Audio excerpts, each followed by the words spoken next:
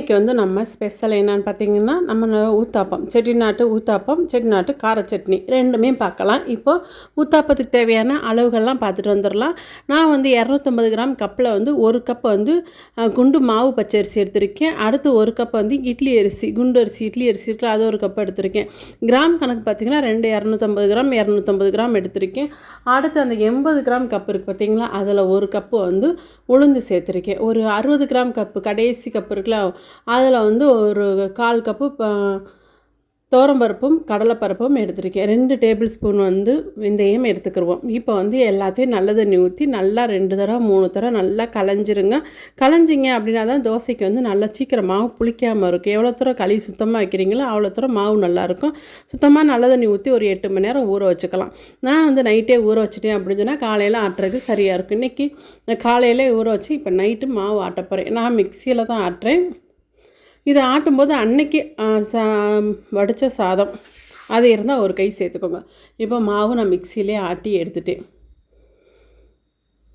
இப்போ இதை வந்து நம்ம நைட்டு புளிக்க வச்சாச்சு. மறுநாள் காலையில் நான் தோசை ஊற்றுறேன்.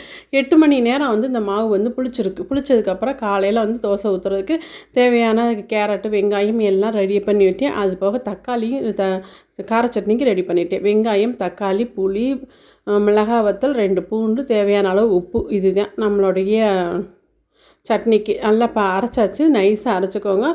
அடுத்து வந்து நல்லெண்ணெய் சேர்த்துக்கோங்க. நல்லெண்ணெய் தான் இதுக்கு வந்து நல்லா டேஸ்ட் கொடுக்கும். நல்லெண்ணெயில் கொஞ்சோண்டு கடவுளுந்தம் பருப்பு கருவேப்பிலை பெருங்காயம் சேர்த்துக்கலாம். நல்லா காஞ்சதுக்கப்புறம் நம்ம அரைச்சி வச்சுருக்க பேஸ்ட்டை சேர்த்துக்கலாம்.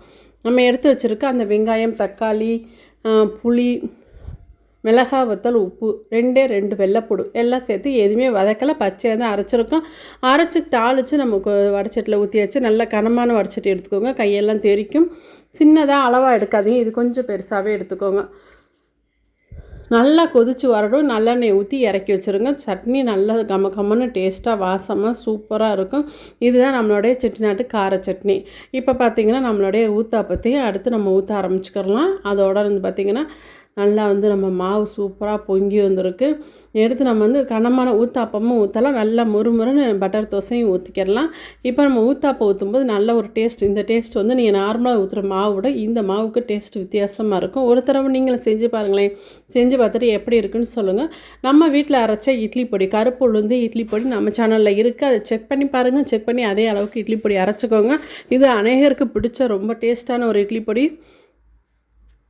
இப்போ வந்து கேரட்டு வெங்காயம் நான் தூவி விட்ருக்கேன். நீங்கள் இது மேலே கருவேப்பிலை புதினா மல்லி எல்லாமே சேர்த்துக்கலாம். இப்போ நம்மளுடைய கார சட்னி ரெடி ஆயிடுச்சு. அதோடு வந்து சாம்பார் இருக்குது ஒரு கிண்ணம், அதையும் சேர்த்து சூடு பண்ணிக்கலாம். சாம்பார் தேங்காய் சட்னி கார சட்னின்னு சொல்லி இந்த ஊத்தாப்பத்துக்கு எது வச்சு சாப்பிட்டாலும் சூப்பராக இருக்குங்க. நம்மளுடைய ஊத்தாப்பம் வந்து அடுப்பை நல்லா காயம் ஊற்றிட்டு மிதமான சூட்டில் வச்சு மூடிட்டிங்க அப்படின்னு சொன்னால் திருப்பி போட வேண்டியதே இல்லை. ஊத்தாப்பம் அப்படியே நல்லா எடுத்து அப்படி சாப்பிட்றதுக்கு வசதியாக இருக்கும். நல்லா காய்கெல்லாம் தூவி விட்டதுக்கப்புறம் அடுப்பை சிம்மில் வச்சுட்டு நல்லா ஒரு கனமான தட்டு போட்டு மூடிடுங்க.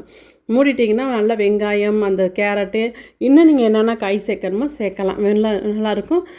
கார சட்னி நம்மளுடைய இட்லி பொடியும். இந்த இட்லி பொடி ரெசிபியும் நம்ம சேனலில் இருக்குது. மறுபடியும் சொல்கிறேன், நீங்கள் செக் பண்ணி பாருங்கள். அதே மாதிரிக்கே அரைச்சிட்டு சொல்லுங்கள். உங்களுக்கு வேணும் அப்படின்னா நம்மளுடைய கமெண்ட் பாக்ஸில் சொல்லுங்கள். நாளைக்கு இன்னொரு ரெசிபியோட சந்திக்கவா. பாய்.